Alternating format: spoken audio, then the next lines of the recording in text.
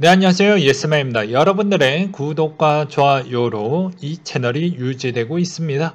네, 영상 속도는 1.5배를 추천드리는 바이고요. 네, 이번에는 거래소 관련된 이야기를 잠깐 하고 넘어가도록 하겠습니다. 한 구독자님께서 요 내용 한 번만 더 다뤄달라고 해가지고 한번 가지고 와봤습니다. 빗썸 테라넴 재단 에어드롭 미지급에 논란이 일어나고 있다. 국내 암호화폐 거래소 빗썸이 암호화폐 에어드롭의 미지급 논란에 휘말렸는데요. 코인데스크 코리아 취재에 따르면 빗썸 이용자들이 빗썸으로부터 루나 스테이킹에 따른 앵커 프로토콜 에어드롭을 받지 못하고 주장을 하고 있다고 합니다. 스테이킹 비율에 따라 미러 프로토콜과 앵커 프로토콜을 각각 에어드롭을 한다라고 발표가 나왔고요. 문제는 루나가 아닌 다른 토큰을 스테이킹에 따른 보상으로 볼 수 있느냐이고, 이용자 약관을 변경을 해서 스테이킹 서비스는 서비스 제공 대상 암호화폐만의 보상으로 지급하고 있으며 별도로 신규 암호화폐 에어드롭을 지급하지 않는다라고도 이야기가 나오기도 했습니다. 루나 스테이킹 이자를 루나로 주겠지만 루나 디파이 앵커 프로토콜을 지급하지 않겠다라는 의미이고요.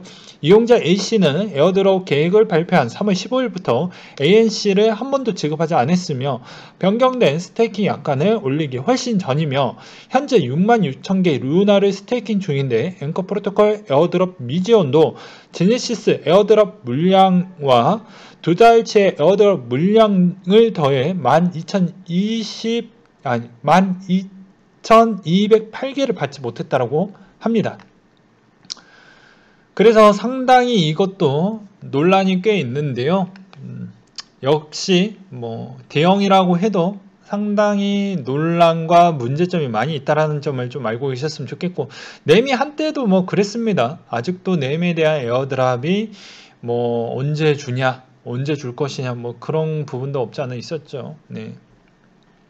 요것을 꼭 다뤄달라고 해서 좀 가지고 와봤고요.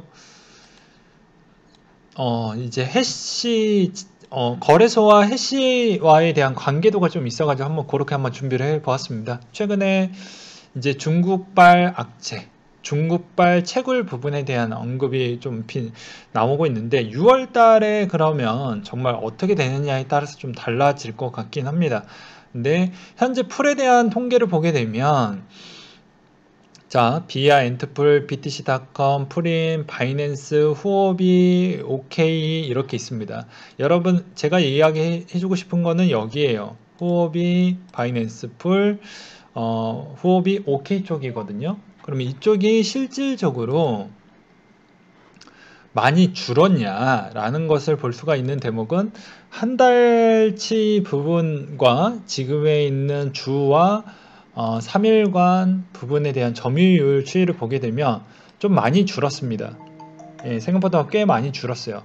특히 나머지 쪽도 약간 줄기도 했지만 가장 많이 거래소 쪽이 풀 자체가 많이 줄어들기도 했습니다.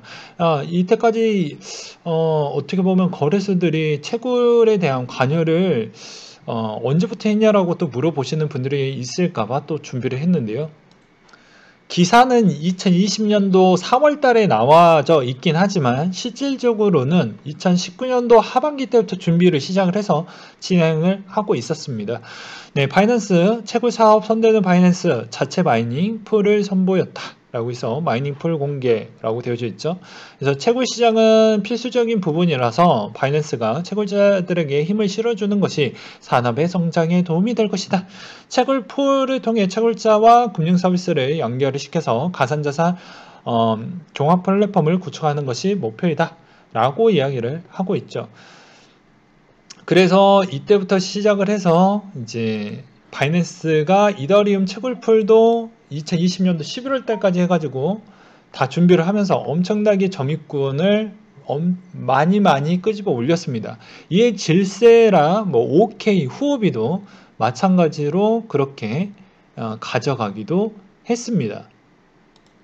그리고 최근에 후오비 풀의 단속으로 중국의 비트코인 채굴자에게 서비스 제공 금지라고 되어져 있는데, 여기서도 7번째로 가장 큰 점유권이 4.9% 점유율을 갖고 있다라고 되어져 있죠.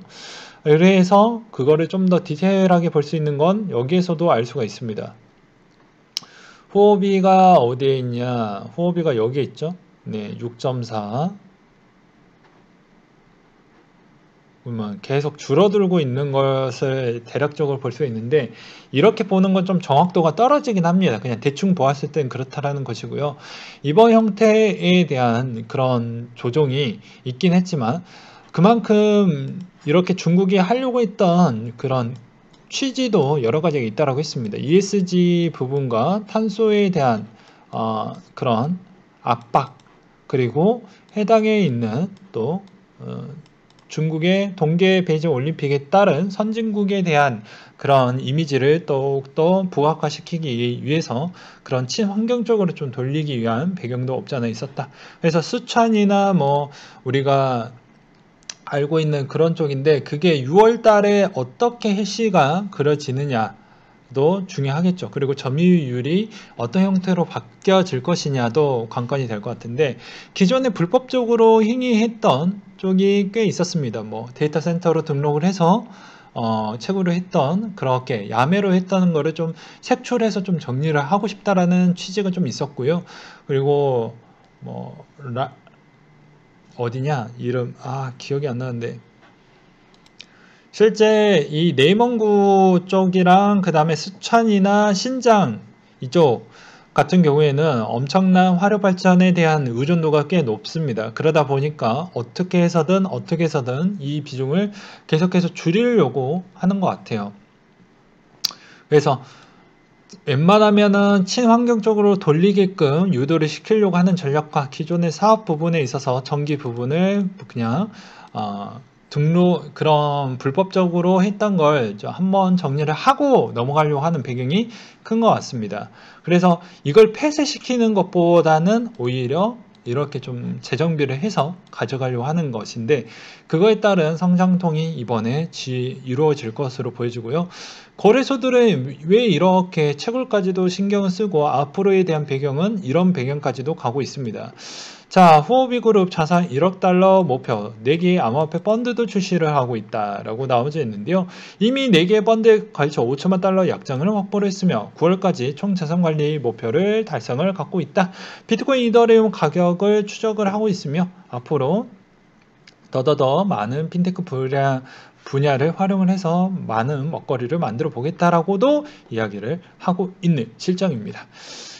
그래서 저번에도 이야기를 했지만, 거래소가 선물을 갖고 있고 여러 가지에 있는 현물도 갖고 있고 여러 거래소를 갖고 있는데, 여기에 따른 유동성을 가져가기 위해서는 어떤 게 필요할까요? 채굴에 대한 시스템이 필요합니다. 근데 채굴 쪽에 대한 회사에 대한 여러 가지의 이해적 관계가 잘 풀리지 않았을 경우에는 또 답답하고 힘들죠. 그러면 당연히 이쪽에 현물이나 선물 쪽에 필요한 만큼에 대한 코인을 물량을 또 제공을 못했을 경우에는 또 서비스에 대한 질적 하락이 있기 때문에 이거에 따른 수직 계열화를 해서 상당히 중국 쪽에 관련되어져 있는 거래소는 좀 비전이 괜찮고, 앞으로도 이런 운영 방침으로 보았을 때는 조만간에 거래소들이 다 장악하는 거 아니냐라는 그때 당시에 그런 이야기도 하기도 했었죠. 근데 이번 사태로 좀 정리가 되면서 느꼈던 점은 무엇이냐면, 해당에 있는 거래소들이 갖고 있었던 채굴 부분에 대한 측면이 뭐 지분이나 뭐 직접 투자 부분도 있었겠죠. 그것까지는 확인하기에는 제가 시간이 좀 많이 부족하고 일이 너무 많이 바쁘다 보니까 그것까지는 확인을 못했지만, 이 부분으로 알 수 있었던 건 그만큼 거래소가 계약을 했던 매개체가 생각보다 고에너지 사용비가 꽤 높았다라는 걸 알 수가 있는 대목이지 않았을까라고 조심스럽게 추정을 하는 바입니다. 그러니 대폭으로 점유율이 좀 낮춰졌고, 해당에 있는 직접적인 거래소를 또 그만큼 갖고 있는 그 채굴풀을 먼저 죽여 놓으면서 거래소도 일석이조로 같이 규제를 같이 받을 수가 있기 때문에, 그러면 당연히 유동수 풀을 제공을 못하니 선물에 있는 쪽에 대한 개수에 대한 지급도 못하게 되고 하니까, 연동돼서 수직 계열화 되어져 있는 거래를 역이용을 해서 중국 당국이 좀 쳐내지 않았나. 그래서 오히려 급락이 좀 더 많이 이루어지는 거 아니겠냐라는 생각으로 한번 또 보기도 했습니다. 그리고 이번 하락에 대한 형태가 계속 지속이 되어 가고 있다 보니까 아마 이번 하반기 부분은 제가 저번에도 계속 말씀을 드렸지만 상반기는 누구나 돈을 벌었지만 하반기는 그렇지 않는다라고 이야기를 했어요. 누구나 버는 시장은 아닙니다. 그렇기 때문에 엄청 돈을 많이 잃을 수가 있기 때문에 그거 감안하고 하셨으면 좋겠다라고도 설명을 드리기도 했죠. 그래서 그 뒷부분, 이 시장이 정말 그러면 6월달, 7월달, 8월달 그 암흑기가 거치고 나서 분명히 올라가긴 할 거냐에 대한 이야기를 후렴구 쪽으로 한번 준비를 해 보았습니다. 자, 거래량 측면에서 중국계 거래소들이 세계 최대 시장 점유율을 차지하는 것을 막지를 못했다. 동아시아 대부분 중국 건데 1만 달러 이상의 전체 거래량의 90%를 차지하고 있으며 동아시아의 비트코인 장기 보유에 대한 초점을 맞추고 있는 북미에 비해 다양한 자산에 대한 더 많은 단기 거래를 하고 있는 실정이다 라고 되어져 있습니다. 그리고 당국의 인기 거래소가 OK 설립자가 뭐 구금 당하기도 했었고 뭐 여러 가지 문제점이 있었죠. 근데 여기에서 포인트는 무엇이냐? 가장 잘 알려진 것은 BSA입니다. 이 보고서에 정부가 승인한 기술 네트워크에서 표준화된 개발 환경이며 이미 24개 이상의 블록체인 통합을 구축을 했다라는 게 상당히 의미가 있게 되겠고요. 그 다음으로 이제 나왔던 게 더 블록에서 나왔던 내용인데 최근 대형 투자자들이 지금 급락일 때 야 이제 시즌2가 끝났다. 시즌3 준비해야 하는 형태로 가야 되지 않겠냐라는 의견이 많이 나오고 있습니다. 그러면 정말로 끝났을까요? 대형 투자자들이 77,000개를 매수를 했다라는 것인데요.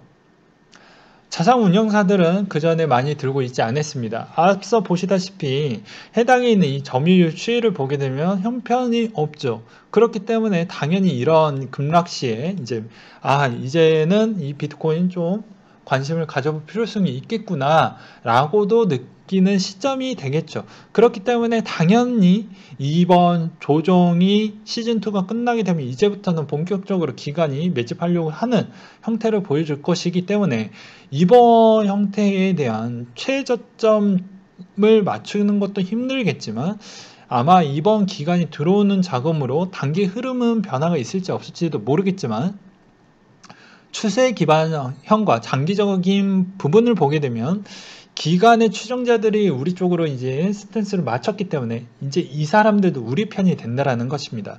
그러면 당연히 장기적으로 보았을 때는 이 사이클에 대한 또 침체기가 또 끝나게 되면 그때부터는 이제 기간의 점유율 추이가 드라마틱하게 올라가면서 올려놓겠죠. 그래서 지금은 상당히 기관들도 5대5로 갈리고 있는 실정인데 부정적으로 이야기하는 건 두 가지 의미가 있다고 했습니다. 과거 JP모건 회장이 야 이거 쓰레기다 라고 해놓고 2017년도 11월 달에서 매집을 아주 맛있게 해 드시고 1, 2월 달에 매도를 해서 엄청난 차익을 챙겨 먹었던 그래 놓고 2018년도 1월 달에 야 비트코인 자산일 것 같다. 미안하다 내가 말 실수했어요. 라고 해서 시세적 조정을 했죠. 물론 그때 당시에는 법규가 제정이 되어져 있지 않기 때문에 JP모건 회장의 지금의 테슬라의 CEO가 이야기했던 거와 비슷한 형태로 그렇게 어떻게 보면 법이 없으니까 그런 주장을 좀 보이기도 했었죠. 아마 기억하셨던 분들은 기억을 하셨을 거라고 봅니다.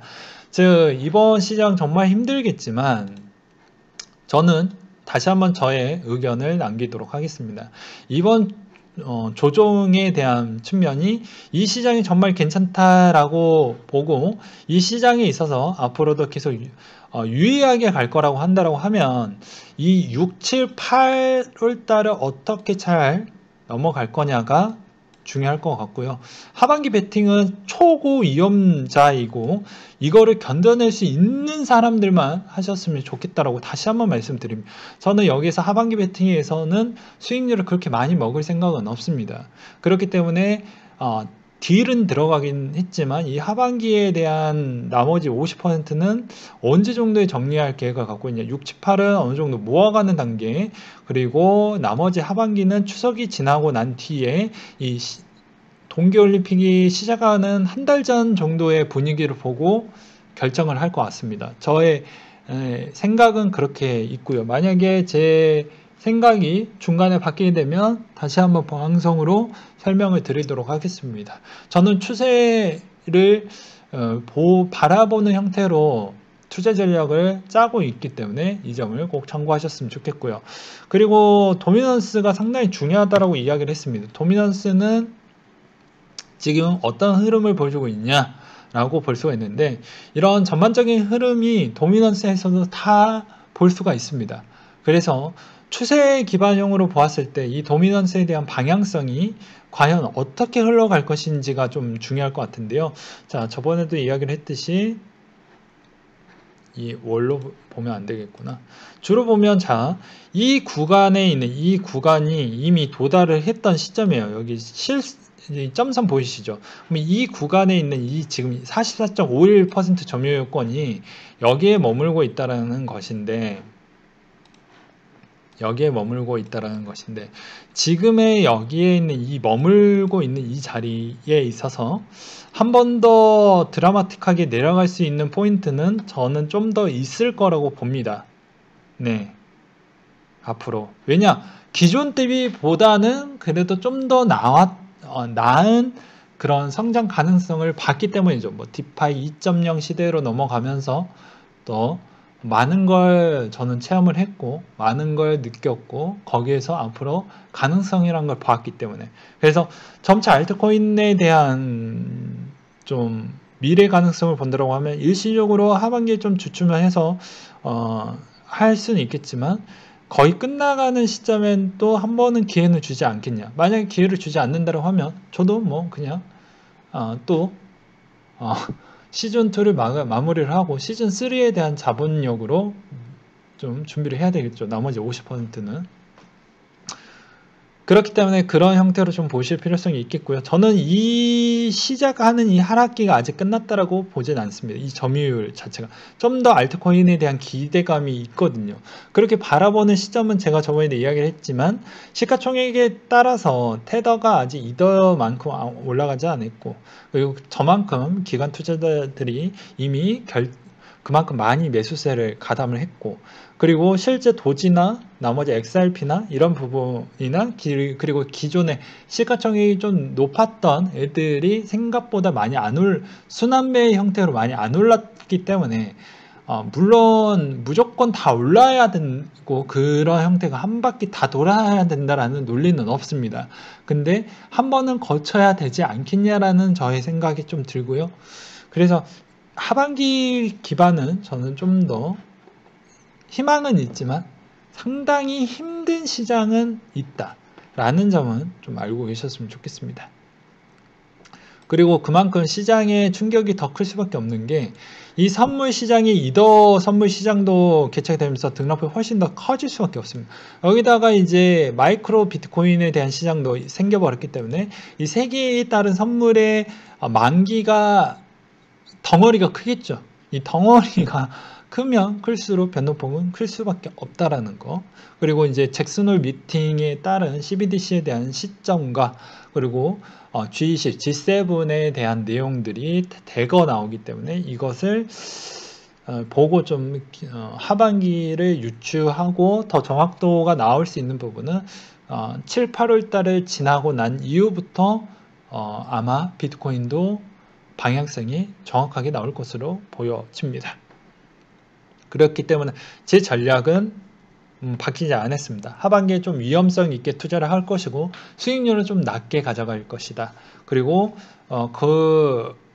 그렇게 제 예상대로 만약 못 가게 되면 그건 그대로 좀 평단을 계속 낮추는 전략으로 가져가게 될 것인데 쉽지는 않을 것 같다 라는 이야기인 거고요. 그리고 아무래도 하락기에 대한 패턴이 약간 평행적 이론이 좀 많이 보여주고 있는 실정입니다. 그거는 제가 여기 서버 컴퓨터를 좀 쓰고 있다 보니까 자료는 다 기존에 있던 집에 있는 컴퓨터에 있거든요. 그것을 좀 가지고 와야 되는데, 자, 한 블로그 쪽에 대한 자료를 인용을 해서 설명을 좀 드리도록 하겠습니다. 자, 11년도, 12년도 대비를 보게 되면 하락률 추이가 93%에서 종고를 높였다. 그리고 2차 하락기 때도 71%가 있었고 3차 하락기 때도 84%가 있었다. 그럼 지금 형태에 있었을 때 이게 정말 끝났냐에 대한 레퍼토리를 보면 좀 비슷한 형태는 나와요. 뭐 은성수 씨의 난, 중국의 또 역할, 그리고 최근에 또 이런 내용이 많이 나오고 있죠. 뭐 플래시용 공격이 연달아 일어나고 있다. 지금의 그러니까 보면 좀 유사하게 흘러가고 있긴 합니다. 네, 유사하게 흘러가고 있는데 이게 정말 끝일지 아닐지는 좀 봐야 될 것 같아요. 저도 이 1년치를 쭉 펴놓고 이거 이렇게 다 흘러갈 것 같습니다가 힘들거든요. 어느 정도 내용을 좀 듣고 나서 나왔던 내용 기반으로 해석하고 분석한 뒤에 그 분석에 대한 결과를 제 나름대로 정리를 해서 여러분들한테 알려드리는 부분인데, 그게 가장 핵심적인 건 7, 8월 달에 나오는 내용이 남아져 있는 그 4개월 부분에 대한 방향성이 이미 나와버리기 때문에 6, 7, 8월 달에 나왔던 소식이 정말로 중요할 것 같습니다. 그래서 그 6, 7, 8월 달에 있는 시황도 잘 보셨으면 좋겠어요. 그리고 저는 저번에도 이야기를 했지만 이 플래시론 공격 자체가 뭐 디파이가 지금도 잘 보완하면서 돌아가는 디파이도 있지만 우후죽순 많이 생겼던 디파이가 다 개정되고 개선되고 업데이트되고 다 그런 건 아니다라는 점을 좀 알고 계셨으면 좋겠어요. 그러니 한번 터지기 시작을 하면 연달아 또 연결이 되어져 있는 그런 부분이 꽤 많이 있기 때문에 등락폭이 커질 수밖에 없는 실정은 맞다 라고 보시는 게 바람직할 것 같고, 저라면 저는 공격적으로 한다라고 했어요. 저를 꼭 따라 하실 필요성은 없습니다.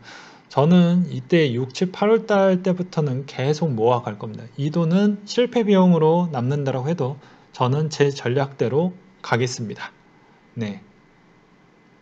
그리고 제 탓을 하시면 안 돼요. 저는 제 전략과 제가 공부한 대로, 제 공부했던 거에 따른 제 돈에 대해서 제가 책임을 지고 그렇게 하는 것이에요. 여러분들은 여러분들 나름대로 공부를 하고 여러 내용들을 다 종합적으로 확인을 한 뒤에, 그리고 여러분들에 대한 본인의 의사와 판단과 결정을 잘 신중하게 내신 다음에 임하셨으면 좋겠습니다. 네, 이상으로 마치도록 할게요.